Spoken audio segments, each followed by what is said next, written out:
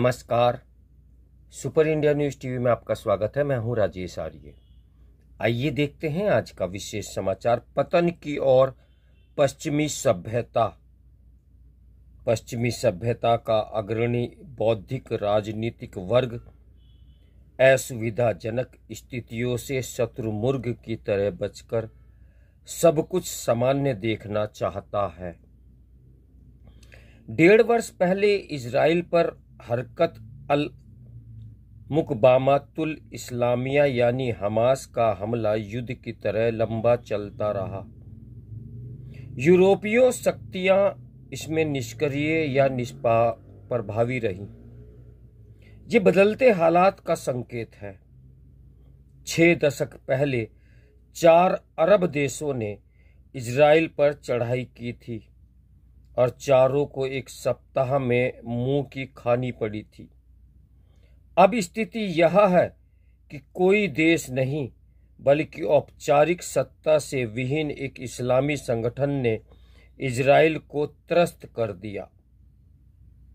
अभी भी युद्ध विराम हुआ, कोई जीत हार नहीं हुई, जबकि इन दशकों में युद्ध तकनीक में परिष्कार हुआ है।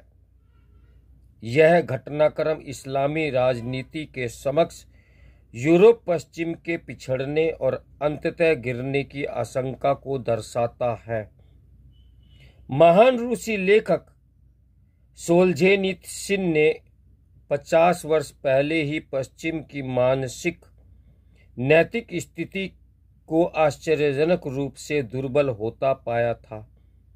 उन्होंने अनुभव किया था कि जिन मूल्यों और चेतना से आधुनिक यूरोप महान बना, उससे वह दूर हो चुका है। अब मात्र भौतिक सुख सुविधा मुख्य प्रेरणा बन रही है। ऐसा समाज किसी विकट चुनौती के सामने घुटने टेकने को तैयार रहेगा। समय ने उन्हें अक्षरशः सही ठहराया। 2 दशक पहले इतावली अमेरिकी पत्रकार ओरियाना फलासी ने रेड एंड प्राइड तथा फोर्स ऑफ रीजन जैसी पुस्तकों में अपने लंबे अनुभव में लिखा था कि यूरोप मर रहा है। उसने अरब तेल के सामने अपनी प्रतिष्ठा बेच दी और की कर्तव्य विमूढ़ हो चुका है। फलतः वहां बाहरी अंदरूनी दोनों रूपों में इस्लामी दबदबा बढ़ रहा है। हाल में अमेरिकी विद्वान बिल वार्नर और रिचर्ड बैकिन ने यूरोप, अमेरिका तथा बांग्लादेश, भारत के घटनाक्रम के लंबे शोध से वही पाया। जिहाद इतिहासकार रॉबर्ट स्पेंसर के अनुसार अधिकांश यूरोपीय देशों का पतन होगा, जहां तहां छुटपुट प्रतिरोध होते रहेंगे। अभी स्पेनिश लेखक अल्वीरा पेनास ने लिखा कि इजराइल के अंततः विनाश की आशंका वास्तविक है। इसके प्रति यूरोपीय और अमेरिकी राजनीतिक और बौद्धिक वर्ग उदासीन सा है। उसे यह भी समझ नहीं रह गई है कि इजराइल के बाद अगला नंबर उसका ही होगा। यही स्थिति बांग्लादेश में हिंदुओं के क्रमशः विनाश के प्रति भारतीय राजनीतिक वर्ग की है। वह मामूली तथ्य देखने में असमर्थ है। इसकी चेतावनी वर्षों पहले बैकिन ने अपनी शोध पुस्तक a quite case of ethnic cleansing में दी थी। उनका कहना था कि बांग्लादेश में हिंदुओं के विनाश का अगला चरण भारत में हिंदुओं तथा यूरोप में क्रिश्चियनों का पराभव होगा। अनेक मुस्लिम नेता और लेखक भी अलग अलग भाव से यह कहते रहे हैं। उन चेतावनियों, दावों का कभी तथ्यपरक खंडन नहीं हुआ। उन बातों को अतिवादी कहकर अनसुना कर दिया जाता है। यदि कोई ध्यान दिलाए तो अधिकांश बौद्धिक हंस देते हैं कि वैसा भी संभव है भला क्या, पर वे किसी तथ्य, आंकड़े, विवरण, उससे निकलते निष्कर्ष का कोई उत्तर नहीं देते। श्री अरविंद ने 1940 में ही कहा था कि यदि मुस्लिम मांगे मान ली गई तो कश्मीर से हिंदुओं का सफाया हो जाएगा। उस समय भी हमारे तमाम प्रभावी नेताओं बौद्धिकों ने उसे अनगढ़ समझा था। कड़वी सच्चाइयों से मुंह फेर कर केवल अपनी ही काल्पनिक दलील के सहारे तत्कालिक आरामदेह स्थिति में बने रहना ही यूरोपीय या भारतीय राजनीतिक और बौद्धिक वर्ग का तरीका रह गया है। इजराइल, बांग्लादेश या भारत में भी कश्मीर, बंगाल आदि इलाके वास्तविक स्थिति स्पष्ट दिखा रहे हैं, पर उसका औपचारिक मौखिक प्रतिकार भी करने से राजनीतिक बौद्धिक वर्ग मुंह चुराता है। उल्टे एक वोक किस्म का बौद्धिक वर्ग सदैव उत्पीड़ितों को ही दोषी ठहराने और उत्पीड़ितों को आड़ देने में लगा रहता है। अमेरिकी विश्वविद्यालयों और सामाजिक संगठनों पर वोक दबाव भी उसी का संकेत है।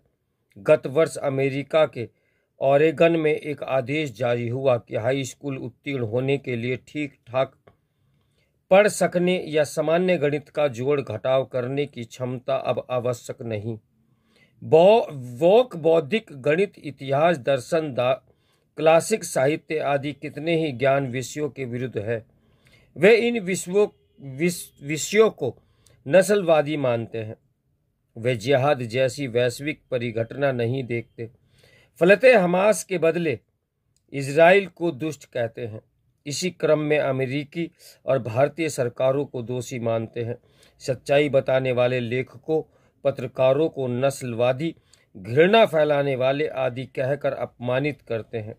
सज्जन मुसलमानों का उदाहरण दिखाकर वे किसी जिहाद के अस्तित्व से ही इनकार करते हैं। उल्टे इजराइल को नष्ट कर देने की चाह रखने वाले इस्लामी संगठनों का समर्थन करते या मौन रहते हैं। पश्चिमी बौद्धिकता और प्रभावी मीडिया में इसी समझ का अधिक प्रभाव है। कहीं भी वैश्विक जिहाद का खास नोटिस नहीं लिया जाता, सिवा इस रूप में कि इस बहाने निर्दोष मुसलमान परेशान किए जाते हैं। जिहादी हमलों ने मात्र पिछले 60 वर्षों में ही दुनिया भर में लाखों गैर मुस्लिमों का संहार किया और इस कार्य में बाधक लगते मुसलमानों को भी मारा, मगर वह तथ्य मुख्य धारा के मीडिया और शिक्षण विमर्श में लुप्त है। इतिहास, राजनीति शास्त्र या साहित्य के शिक्षण में जिहाद पूरी तरह गायब है। ऐसी स्थिति में नई पीढ़ियां वास्तविकता से परिचित न हो तो और भला क्या आश्चर्य। पश्चिमी सभ्यता का अग्रणी बौद्धिक राजनीतिक वर्ग असुविधाजनक स्थितियों से शत्रुमुर्ग की तरह बचकर सब कुछ सामान्य देखना चाहता है। भारतीय नेता बौद्धिक तो प्राय पश्चिम से अनुयायी ही रहे हैं। सौ दुखद सच के बदले सुखद झूठ को महत्व देते हैं। ये दशकों से अविराम चल रहा है। अब बकरे की अम्मा कब तक खैर मनाएगी? निश्चय ही भविष्य का परिणाम पहले से सुनिश्चित नहीं होता। कोई भी अभी लघु दिखता तत्व नहीं आगे बढ़कर निर्णायक हो सकता है, या कोई आकस्मिक तत्व, नया तत्व सारे अनुमानों को उलटफेर कर सकता है। किंतु दशकों से विभिन्न क्षेत्रों में विविध संकेतक क्या इंगित कर रहे हैं? राजनीतिक, कूटनीतिक या शैक्षिक, बौद्धिक या जनसंख्यायिकी में सभी तथ्य आकलन के लिए सामने हैं। जो कुछ हो रहा है वह आपके और मेरे भी सामने है, लेकिन कहना कोई नहीं चाहता। तो मेरे साथ बने रहें सुपर इंडिया न्यूज़ टीवी की ब्रेकिंग न्यूज़ के लिए। नमस्कार, मैं हूं राजेश आर्य।